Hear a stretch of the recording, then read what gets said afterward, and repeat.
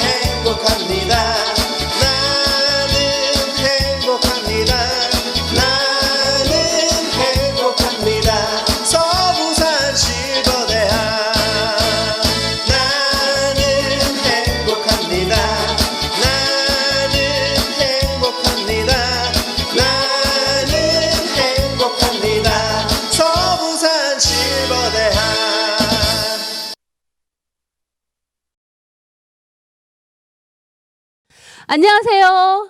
네, 어르신들 이렇게 만나 뵙게 돼서 정말 반갑습니다.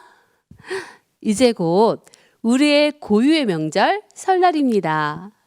옛날 우리 어린 시절에는요, 이때쯤 되면 방앗간에 줄 서서 따끈따끈한 긴 가래떡을 뽑아다가 꼬들꼬들하게 굳혀서 어슷 썰어서 먹던 시절이 있었는데요. 아마도 지금은 찾아보기 힘든 추억이 되어버린 것 같습니다. 네, 이렇게 썰어놓은 떡국떡 사다가 맛있게 끓여 드시고 가족들과 즐겁고 행복한 명절 보내시기를 바랍니다. 네, 오늘 실버대학에서는요, 설명절 특집으로 재미있는 순서들을 준비했습니다. 첫 번째 순서로 색소폰 연주를 듣겠고요. 행복 에너지가 팡팡 넘치는 시간, 웃음 치료 시간을 갖겠습니다.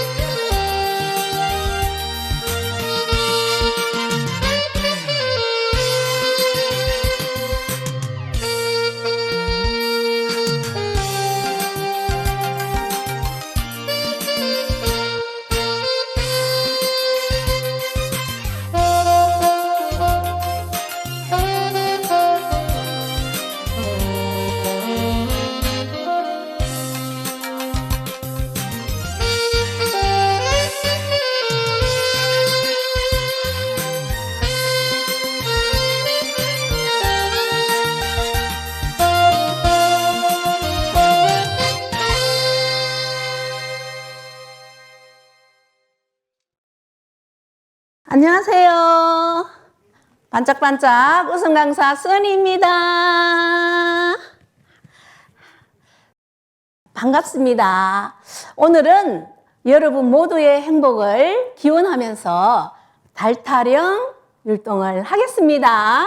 자, 1월부터 12월까지 우리나라 풍습을 아주 잘 표현한 재미난 노래입니다.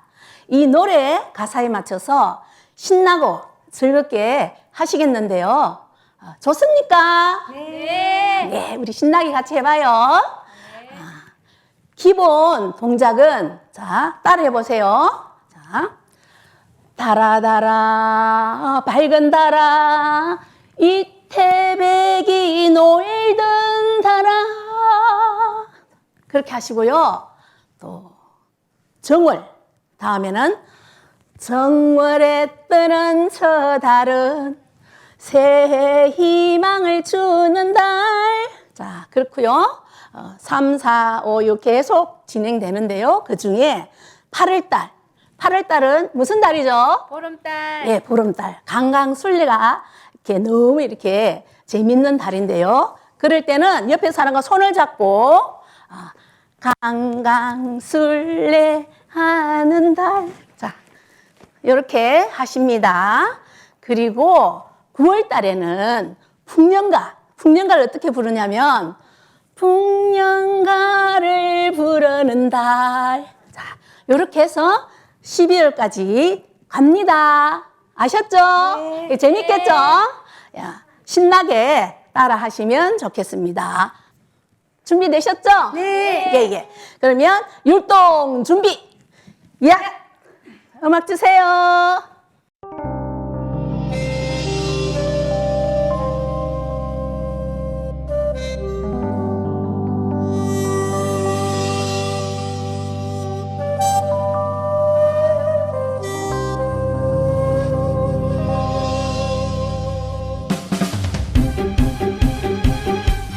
얼쑤!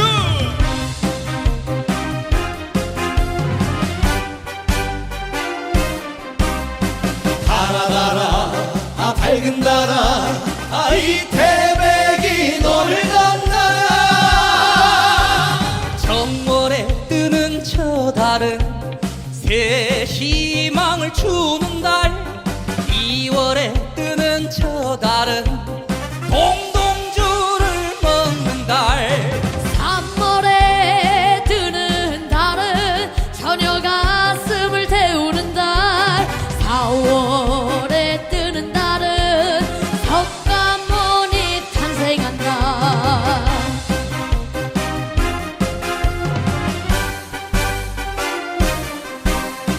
달아 밝은 달아 이 태백이 놀던 달아 5월에 뜨는 저 달은 단오큰에 뛰는 달 6월에 뜨는 저 달은 유두밀떡 먹는 달 7월에 뜨는 달은 견우직녀가 만나는 달 8월에 뜨는 달은 강강술래 뛰는 달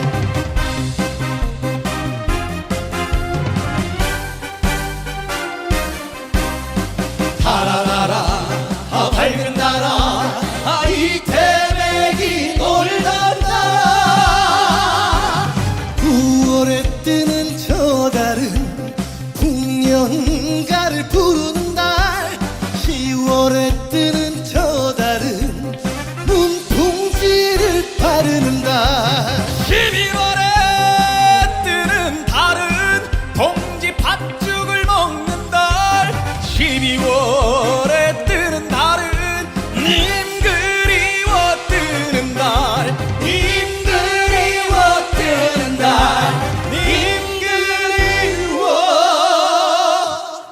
뜨는 달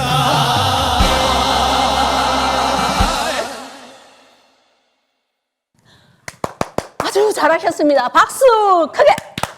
자, 이렇게 박수는 우리 몸에 너무 좋습니다. 왜냐하면 이 손은 제2의 뇌입니다. 그래서 박수를 많이 치고 이렇게 열을 낼 때 우리 뇌가 아주 활성화가 되고 뇌 건강에 아주 좋습니다.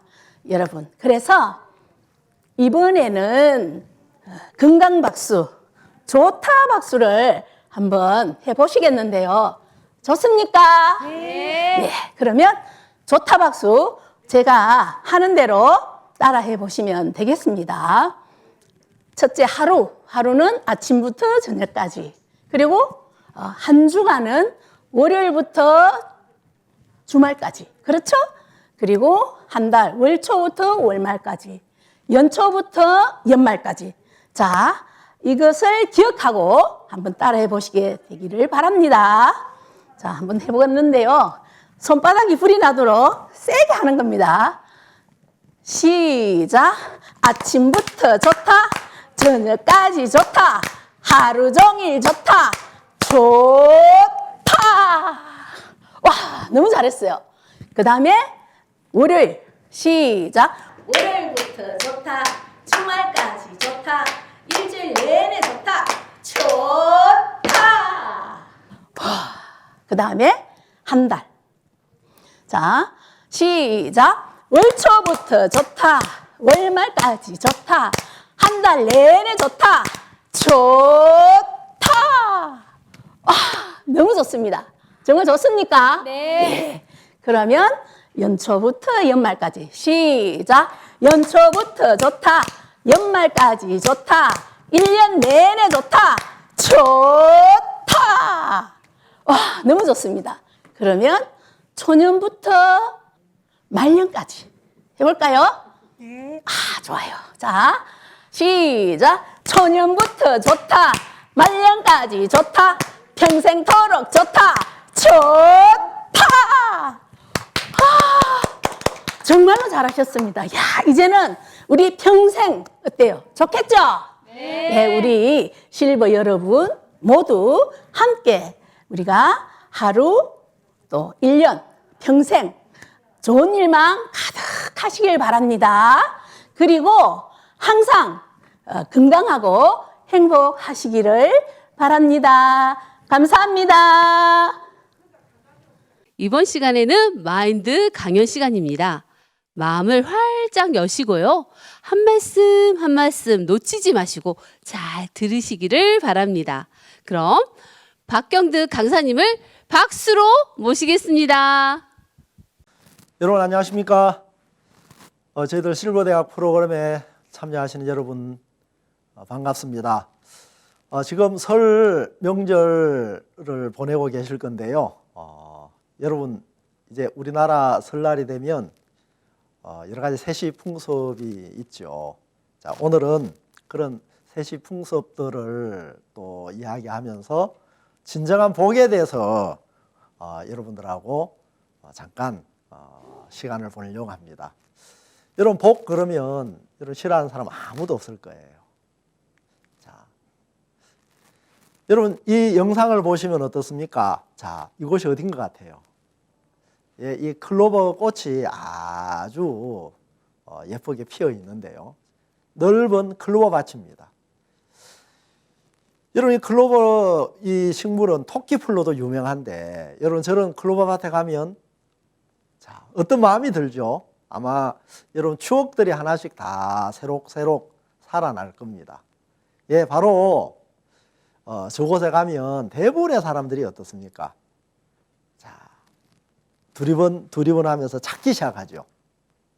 예, 바로 이 네잎클로버를 찾습니다. 그래서 저 네잎클로버를 찾으면 사람들이 확 기뻐하죠. 자, 왜 그렇습니까? 예, 네잎클로버는 꽃말이 행운이라고 합니다. 자, 정말 그 넓은 클로버 밭에서 참 이렇게 네잎클로버는 흔치 않은데요. 그래서 이제 행운을 찾은 거죠. 행운을 만난 거죠.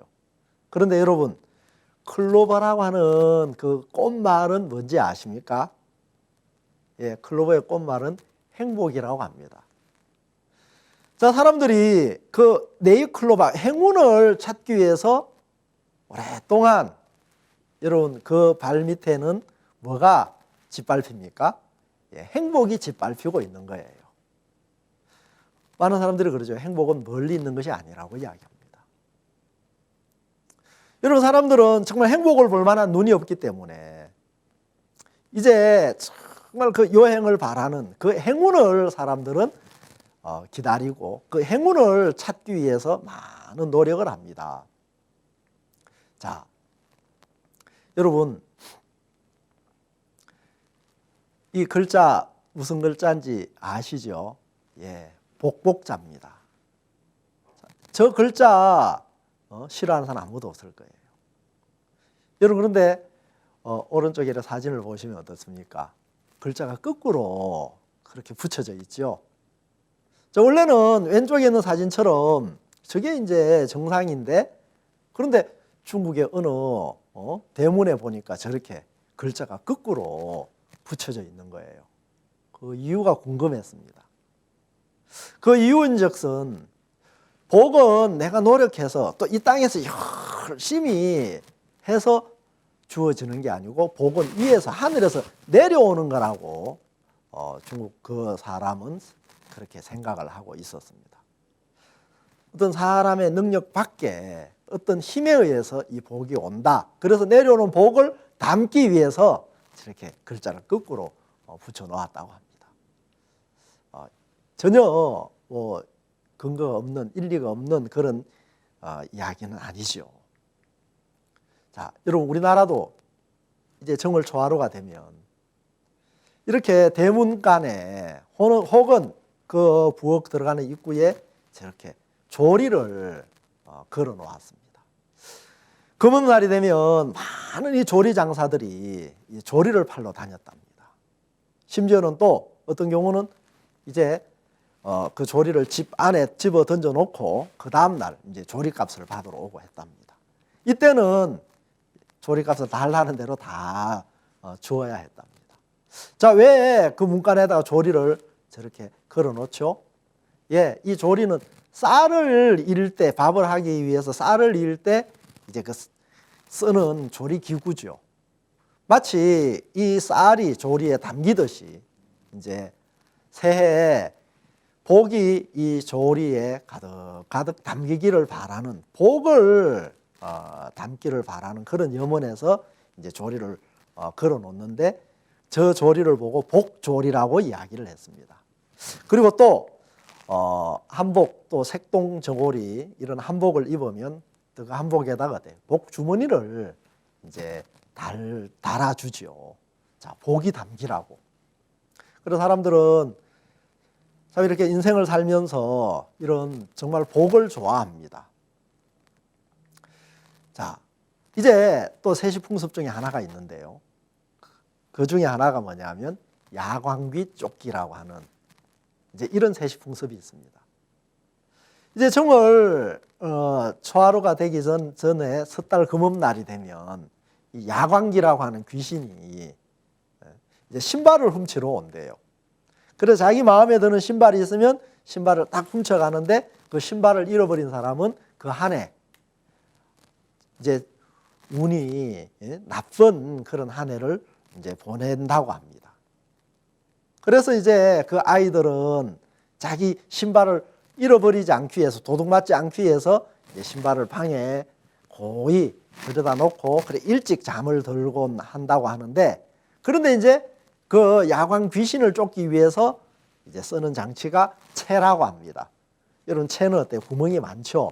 그래 야광귀가 그 집에 이제 신발을 훔치러 왔다가 그 채를 보고 그 채 구멍이 몇 개인지 그걸 이제 헤아리다가 몇 개 헤아리면 또 까먹고, 또 처음부터 시작하면 또 이제 까먹고 해서 이제 결국은 이제 닭이 울면, 꽃기호 하고 닭이 울면 이제 새벽녘이 오는 것이기 때문에 야광귀가 막 도망을 간답니다. 그래서 신발을 훔쳐가지 못하고 도망을 간다고 하는데, 자, 이런 한 해 새해를 맞이하면서 사람들은 정말 이렇게 집안에 또 자기 어떤 삶에 안 좋은 그런 일들이 이제 오지 않도록 자기 나름대로 복을 기원하는 그런 여러 가지 이제 나라마다 이런 풍습들이 있는데, 우리나라 세시 풍습 중에 이제 하나이기도 합니다. 그리고 또 여러분, 이제 보통 12월 22일쯤 되면 이제 동짓날이 있죠. 자, 동짓날 해먹는 음식이 뭡니까? 팥죽입니다. 여러분, 팥은 붉죠. 붉은 이 팥으로 죽을 이제 써서 또 거기다가 경단, 이제 새알이라 그러죠.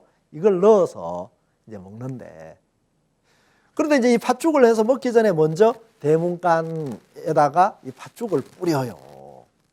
자, 그게 뭐냐면 액땜을 한다고 그렇게 이제 뿌리곤 하죠. 아마 우리 연세 드신 어르신들은 아마 지금도 그러시는 분이 있는가 모르겠습니다. 자, 그런데 이제 이 팥죽을 먹으면 저도 어렸을 때 그런 이야기를 듣고 자랐습니다. 이제 이 팥죽을 먹으면 한 살을 더 먹는다고. 그리고 또 이제 이 팥죽의 그 새알은 나이 수대로 이제 먹는다고. 그렇게 이제 이야기를 들었는데, 여러분, 나이를 한 살 더 먹는 거는 뭡니까? 이번 이제 설처럼 설이 돼야 한 살을 먹는데 어떻게? 그리고 통짓날 한 살을 먹는다고 하는지요. 자, 이게 이제 뭐냐면, 이제 다른 나라의 어떤 그런 풍습 중에 보면 이 동짓날 그렇게 이제 우리나라 설처럼 그렇게 지내는 데도 있습니다. 그런 나라 중에 하나가 뭐냐면 이스라엘 나라인데요. 이스라엘 나라가 옛날 아주 오래된 옛날에 이집트라고 하는 그 나라에서 종살이를 했습니다. 그리고 그들이 430년이라고 하는 그런 긴 세월 동안 종살이를 하다가 이제 그들이 종살이에서 해방되는 날이 이제 오고 있었습니다. 그들을 해방시키는 날, 그들이 믿는 하나님이 뭐라고 이야기를 했느냐면, 이제 이 달로 달의 시작, 해의 첫 달이 되게 하고 그랬습니다. 그래서 그 달 14일 날 저녁에 어떤 일을 하게 했느냐면, 양을 한 마리 이제 준비했다가 그 양을 죽이게 했습니다.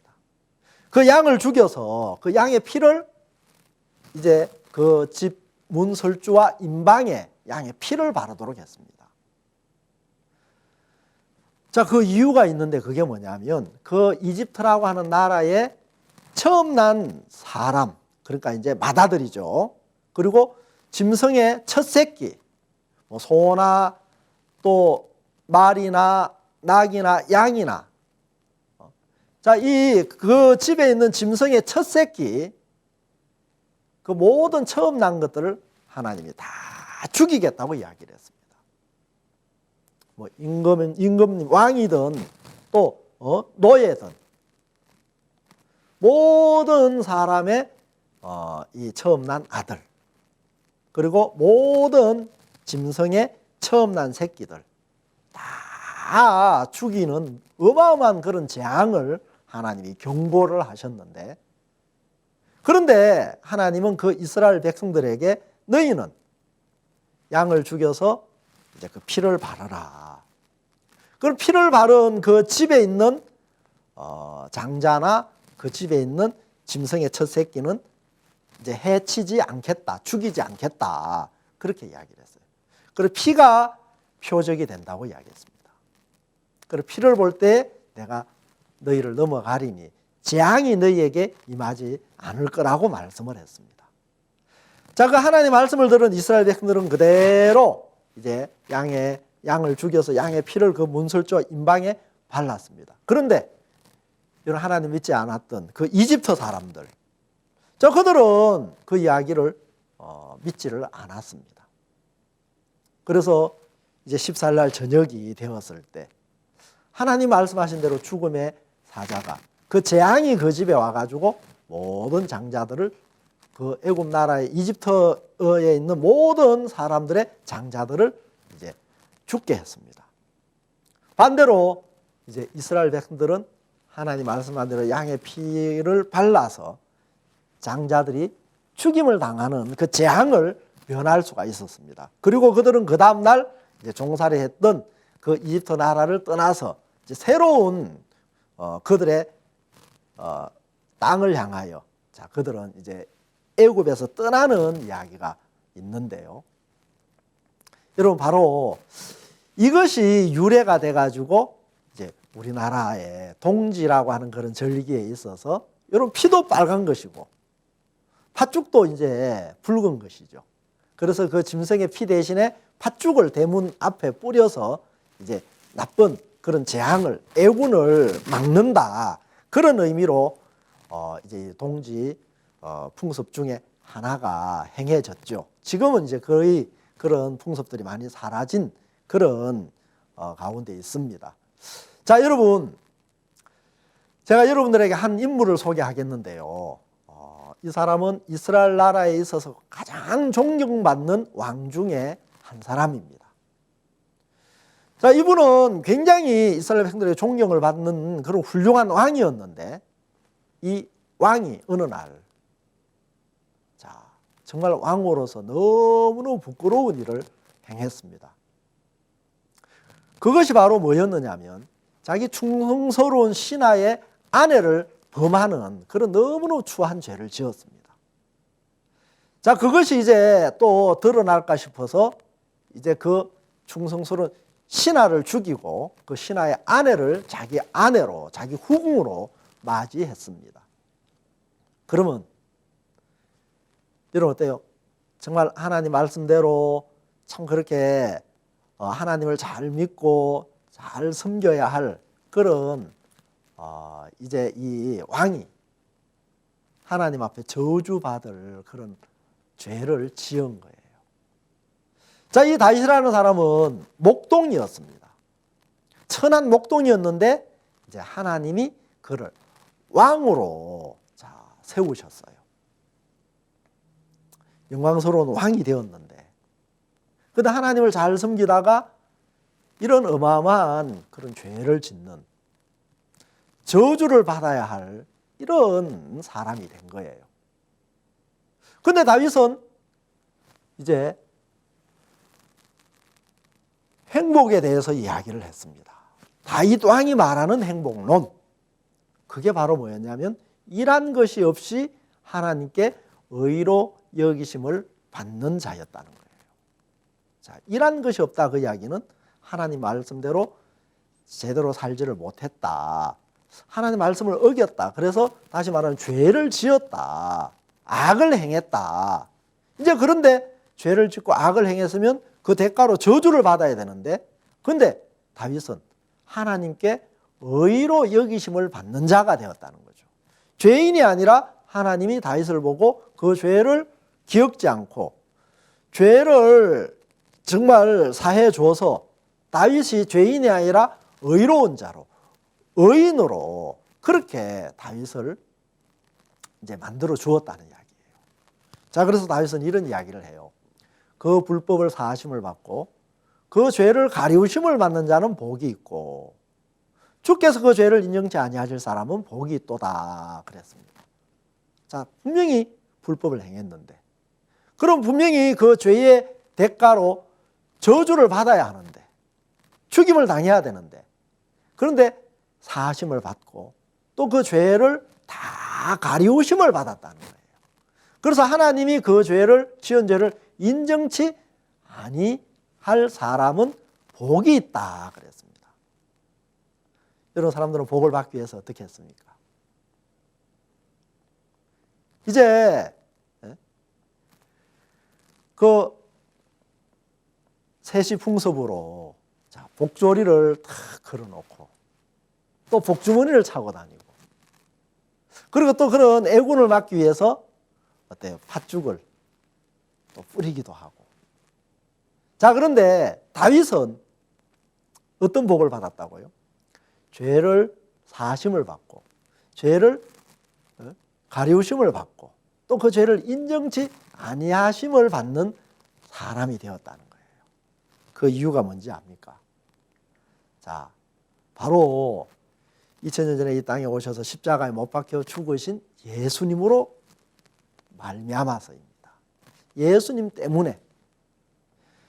자, 이집트의 모든 처음 난 장자 그리고 처음 난 짐승의 새끼가 죽임을 당해야 할 그런 어마무시한 그 재앙을 만나야 하는데 양이 대신 죽어서 그 양의 피가 그 집 대문에 발려졌을 때 재앙이 그 집에 임하지 않게 하셨던 것처럼 이런 다윗의 마음에 바로 예수님의 죽으심이 그 마음에 있어서 분명히 저주를 받아야 될 사람인데 그 예수님의 죽으심을 그 재앙을 막아준 겁니다. 여러분 그래서 예수님 십자가에 못 박혀 죽으실 때 다 이루었다는 말씀을 했습니다. 다 이루었다는 이야기는 다윗이 지은 모든 죄를 예수님이 다 씻어주셨다는 이야기예요. 다윗이 지은 죄뿐만 아니라 또 이 세상에 있는 모든 사람들이 지은 죄를 예수님이 다 씻어주셨다는 이야기예요. 자, 그래서 하나님은 이제 저희 죄와 저희 불법을 내가 다시 기억지 아니하리라 그랬습니다. 다윗의 죄뿐만 아니라 여러분의 죄와 또 저의 죄도 다시는 기억지 않겠다. 그 이유가 바로 예수님이 저와 여러분을 대신해서 죽으셨기 때문에. 그래서 하나님은 우리의 죄와 불법을 기억지 않는다고 하시는 것입니다. 자, 여러분 많이 본 것 아닙니까? 예, 티슈 이제 이름이 잘 풀리는 집인데, 자 여러분 정말 인생이 어려움 앞에 또 문제 앞에 자, 나는 내 인생이 왜 이리 어려울까? 나는 왜 이렇게 인생이 꼬일까?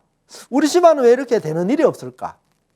나는 왜 이렇게 참 그렇게 어렵고 힘들까? 자, 여러분 정말 그 꼬였다고 생각하시는 분이 있을 거예요. 자, 그래서 잘 풀리는 집이라고 하는 이 메이커로 이 티슈 회사가 참 이렇게 많은 돈을 벌었는지 모르겠는데, 여러분 그러면 잘 풀리는 집, 잘 풀리는 인생, 여러분 어떻게 하면 여러분 정말 복 있는 인생이 될까요? 저는 그것을 성경에서 찾았습니다. 바로 너는 하나님과 화목하고 평안하라. 그리하면 복이 내게 임하리라 그랬습니다. 저는 어렸을 때 자라면서 늘 우리 어머니로부터 종종 그렇게 어렵다는 이야기, 어머니의 그 삶을 봐도 내 삶을 봐도 인생이 너무너무 슬프고 또 고통의 연속이었습니다. 종종 우리 어머니는 그런 이야기를 했습니다. 아, 누구 집에 팔자 고쳤다 그러더라. 누구 집에 팔자 폈다더라. 그래서 저는 어렸을 때 그 어머니의 속마음도 모르고 엄마 팔자 고치면 무슨 자가 되는데 하고 이제 그렇게 반문하기도 했습니다. 여러분 돈을 많이 번다고 또 좋은 직장에 들어간다고 해서 여러분 정말 행복한 건 아니죠. 잠시 그런 기쁨이 있을 수는 있습니다. 그러나 진정한 행복이 될 수는 없습니다. 자, 그런데 성경을 보면 뭐라고 되어 있습니까? 너는 하나님과 화목하고 평안하라. 그리하면 복이 내게 임하리라 그랬습니다. 여러분 다윗은 분명히 정말 왕으로서 저주를 받아 마땅한 그런 실수를 범한 자인데 하나님이 그를 지키셨습니다. 자, 여러분의 인생 가운데도 여러분의 또 노력이나 여러분의 수고로 되지 않는 그런 일들을 여러분들이 만날 겁니다. 또 인생이 여러분 뜻대로 잘 안 될 겁니다. 불행하게 되고 싶은 사람 누가 있겠습니까? 자, 그런데 여러분들이 정말 복된 삶을 살려면 여러분 하나님과 화목하고 평안하셔야 되는 것입니다. 자, 그래서 여러분 이번 설 명절을 맞이해서 여러분들이 또 이제 가족들과 또 대화도 나누시고 또 직접 코로나 상황이어서 대면하기는 쉽지 않겠지만 또 영상으로나마 또 여러분 또 이렇게 대화도 나누시고 그리고 또 여러분들이 정말 이렇게 하나님과 화목될 수 있는 하나님의 말씀을 여러분들이 그대로 마음에 받아들이는 이것이 하나님과 화목하는 것인데 이런 하나님으로 말미암아 오는 이런 복을 여러분들이 누리시기를 바라겠습니다. 예, 즐거운 명절 되시기를 바라겠습니다. 감사합니다. 네, 이번 시간은 신나는 댄스를 함께 보시고요. 이어서 단막극을 시청하겠습니다. 그리고 마지막 시간으로 꼭 빠질 수 없는 시간이죠. 노래교실 시간을 갖겠습니다. 다시가 아프면 당신이 더 아파하셨던 우리 엄마. 오로지 자신만 위해 삶을 사셨던 우리 엄마. 뼈 마디마디 굵어져 얼어 빨개진 손으로 말랑해진 홍시를 장독 안에서 꺼내주시던 우리 엄마. 자식 입에 넣어주시고는 맛있게 먹는 모습에 미소 지으셨던 우리 엄마.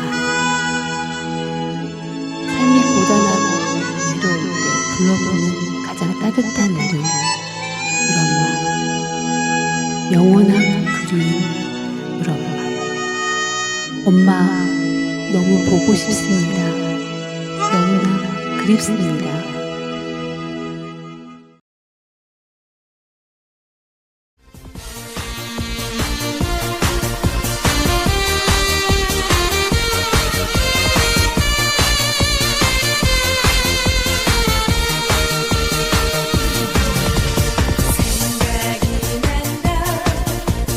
홍시가 열리면 우리 엄마가 생각이 난다.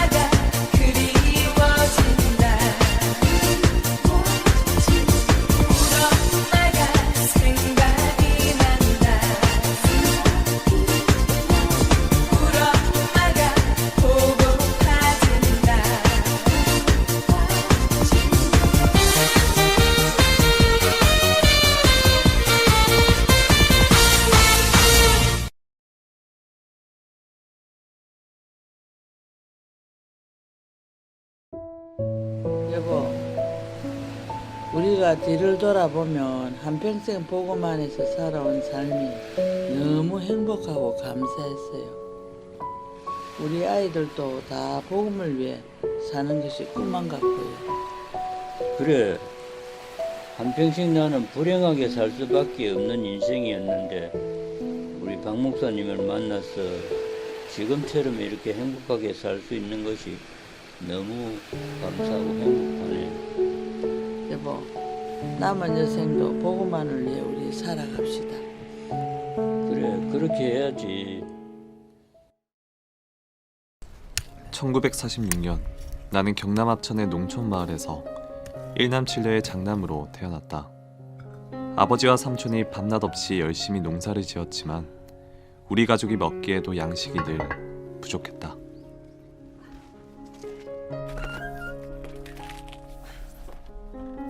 (6.25) 사변이 일어나고 아버지께서 보국대로 끌려가셨을 때는 흉년까지 겹쳐 산에서 캐온 나물 외에는 먹을 것이 없었다.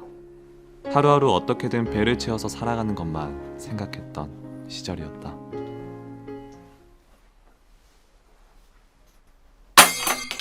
삼촌, 이게 먹고 보리쌀 하나도 없다 애가. 밥 먹고 싶다고. 재열이 놈아, 쌀이 어딨노? 빨리 먹어라. 그래도 삼촌이 힘들게 캐온 거다. 안 먹는다. 풀밖에 없다 애가. 밥 먹고 싶다고. 밥도.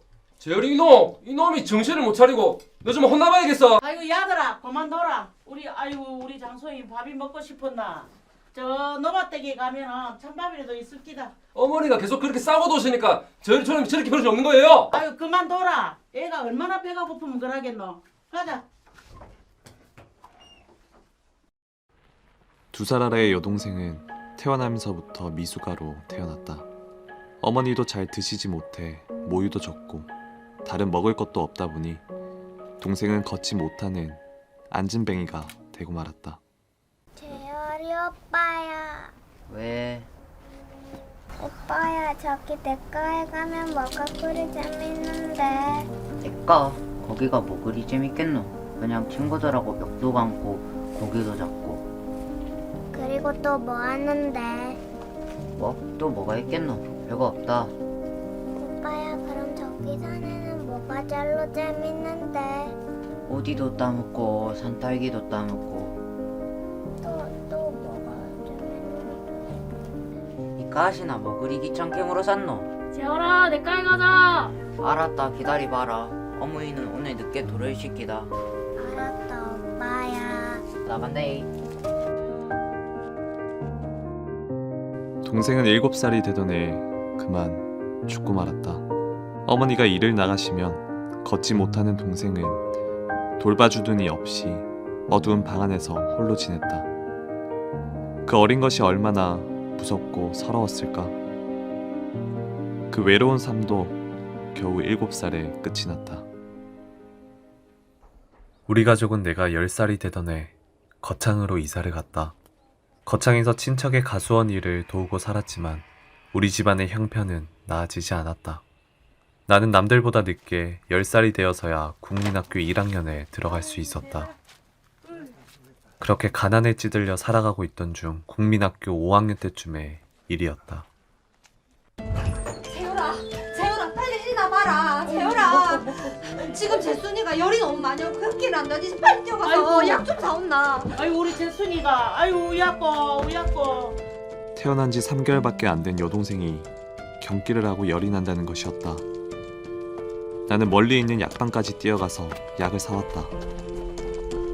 아이들 경기에는 잘 듣는 약이라 했으나 동생은 차도를 보이지 않았고 그만 정오쯤에 죽고 말았다. 태어난 지 3개월밖에 안 되는 시신을 안고 가까운 산의 공동묘지에 묻고 돌아왔다. 무덤이 참 작았던 것으로 기억한다. 그런데 그 이튿날 새벽 3살 된 여동생이 같은 증세로 아프기 시작했다. 약을 먹었으나 결국 그날 오후 1시쯤에 그 아이도 죽고 말았다. 어제 막내를 묻었던 공동묘지 옆에 3살 난 여동생도 묻었다. 하루 사이에 동생 둘이 세상을 떠났다. 아버지, 난 남 다 가는 왜 중학교 왜 나는 못 가는 긴데 맘만 먹으면 보내줄 수 있다 애가. 이 자식아, 니 우리 사정 몰라서 그러나? 니가 중학교 가면 우리 가족 다 굶어 죽을 기다. 니 이름 숫자만 적으면 됐다. 이제 니도 농사일이나 도와라. 장남이 돼가지고 동생들 건사돼야 될 거 아이가? 농사? 난 농사 같은 거 안 지을 끼다. 저놈의 자식이. 재율이 아버지 그만하이소. 다른 아이 다 가는 중학교 왜 나는 못 가는 긴데? 가족들 먹여 살리라고 농사나 지으라고? 나는 왜 이래 살아야 하노? 나는 아버지와 삼촌의 삶을 보면서 커왔다.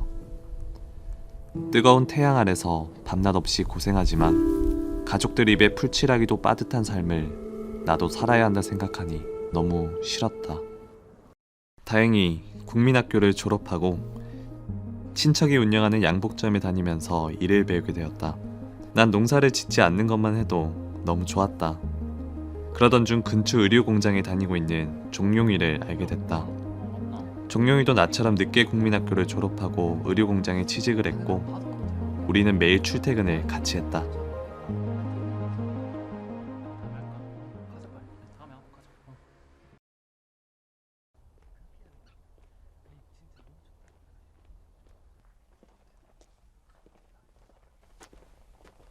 형님, 저기 장팔리에 교회가 있는데 그래서 밤마다 야간 한다 카대.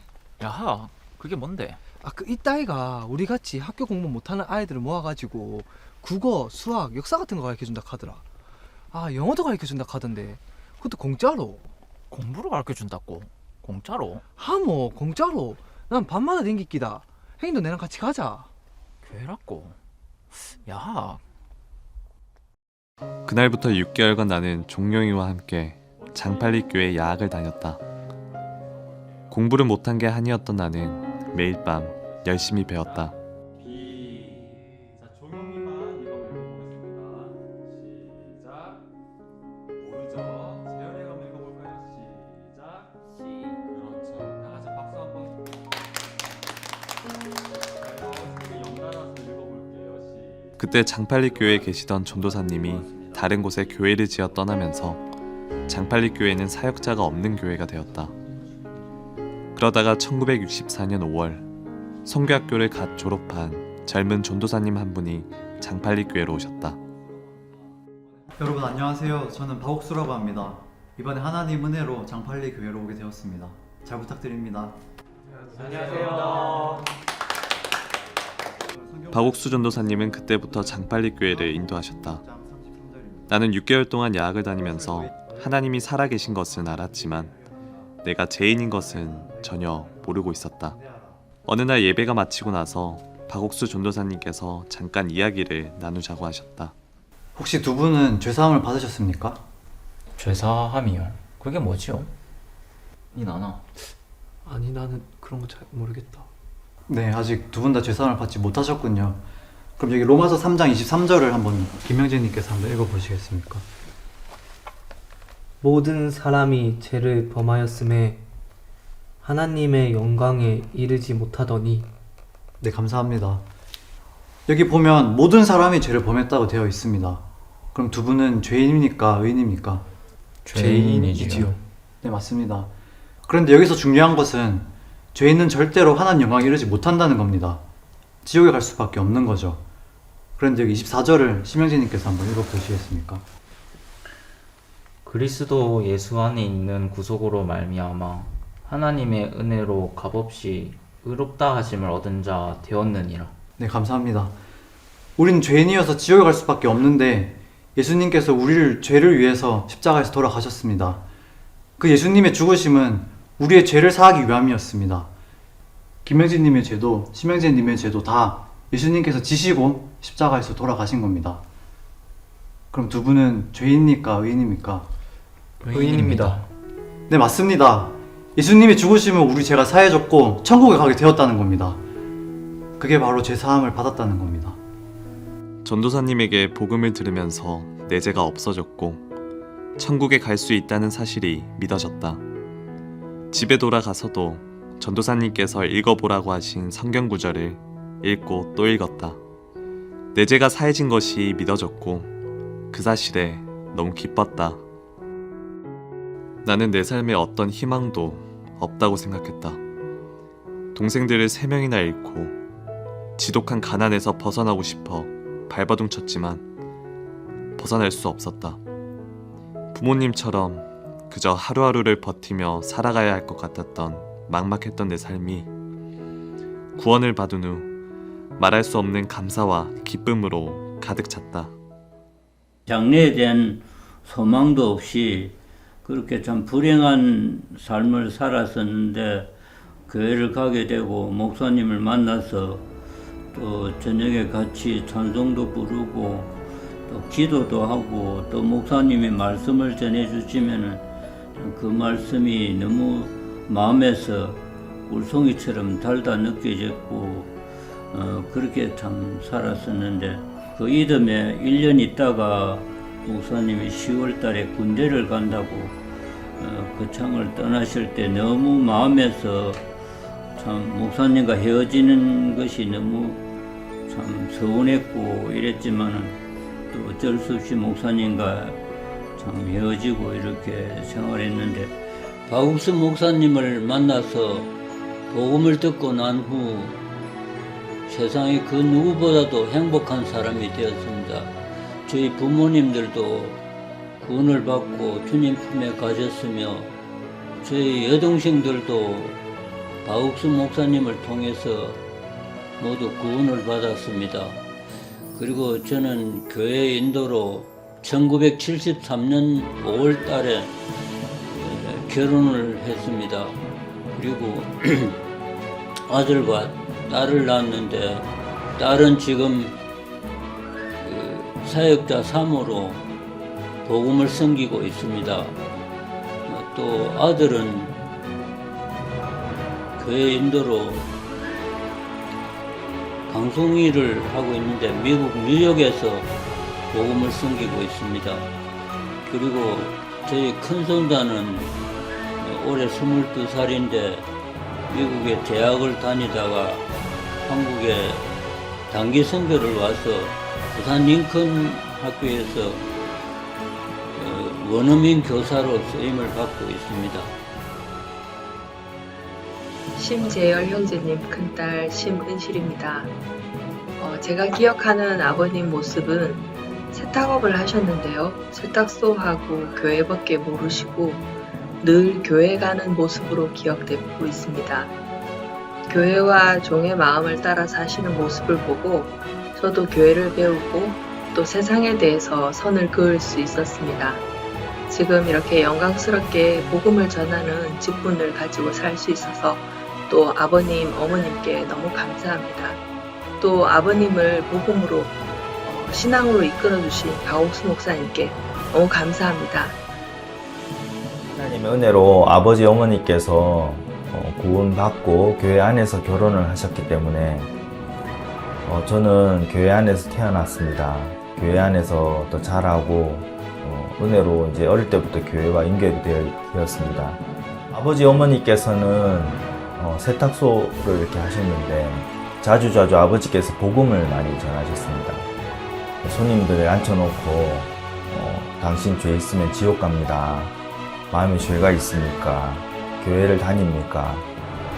제가 어디 갔다가 이렇게 오면 성경책을 펴놓고 이렇게 보여주면서 교제하시던 모습이 지금도 기억이 납니다.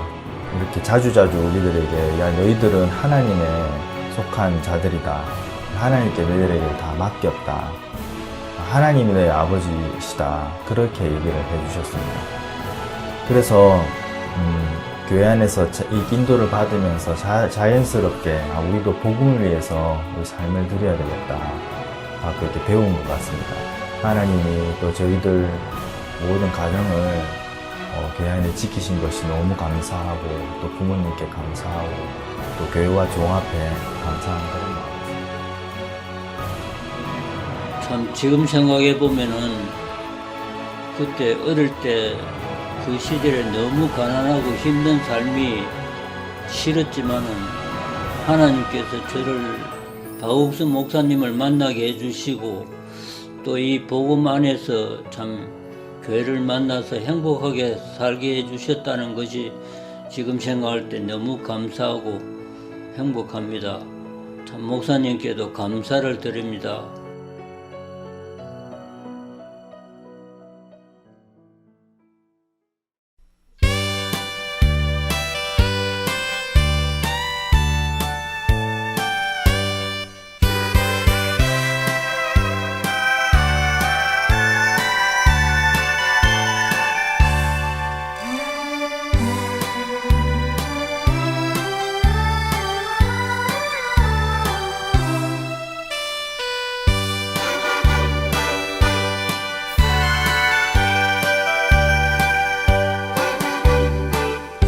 구름도 울고 넘는 울고 넘는 저 산 아래 그 옛날 내가 살던 고향이 있었건만 지금은 어느 누가 살고 있는지 지금은 어느 누가 살고 있는지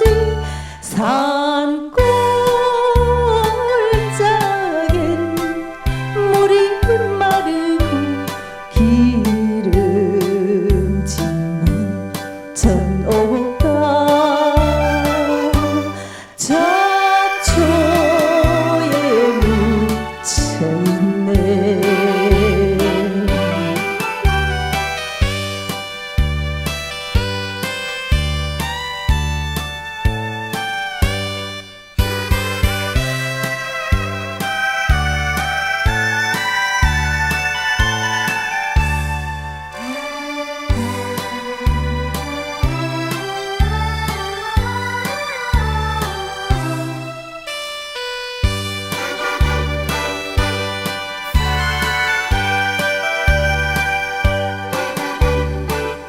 새들도 집을 찾는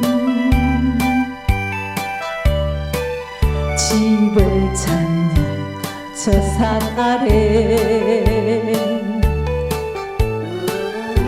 그 옛날 내가 살던 고향이 있었건만 지금은 어느 누가 살고 있는지 지금은 어느 누가 살고 있는지 바다에는 배만 떠 있고 어부들 노래소리 뭐든지 오래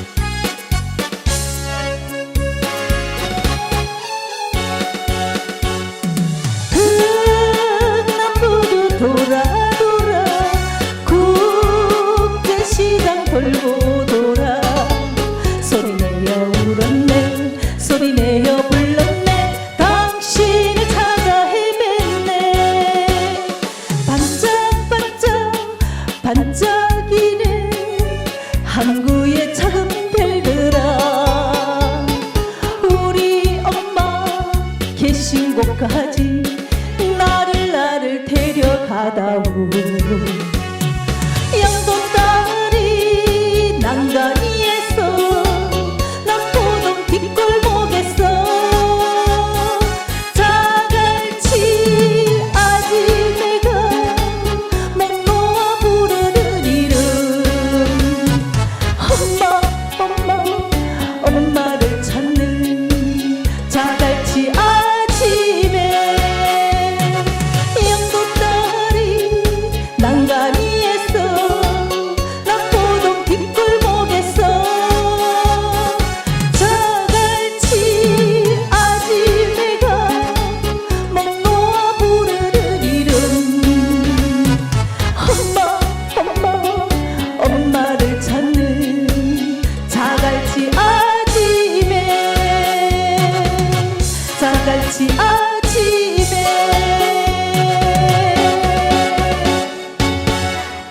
네, 저희가 준비한 시간은 여기까지고요. 다음 시간에는 더욱 건강하고 행복한 모습으로 다시 찾아뵙겠습니다. 그럼 새해 복 많이 받으세요. 나이야 가라 나이야 가라 나이가 된 수냐 오늘이 가장 젊은